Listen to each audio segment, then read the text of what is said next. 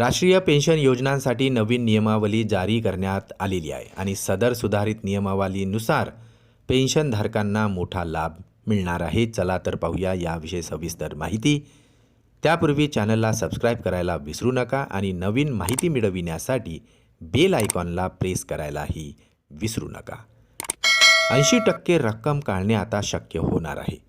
राष्ट्रीय पेन्शन योजनेअंतर्गत सामील असणाऱ्यांना आता पूर्वीच्या नियमानुसार निवृत्तीनंतर केवळ 60% रक्कम काढता येत होती, परंतु आता नवीन नियमानुसार संचित रकमेच्या 80% रक्कम काढता येणार आहे। नियमानुसार संचित रकमेत आता 20% ने घट। निवृत्तीनंतर यापूर्वी 40% रक्कम संचित ठेवण्यात येत होती व त्यावर पेन्शन दिली जायची, मात्र आता नवीन नियमानुसार यामध्ये 20% संचित रकमेत घट करण्यात आल्याने आता केवळ 20% रक्कमच निवृत्तीनंतर संचित ठेवावी लागणार आहे।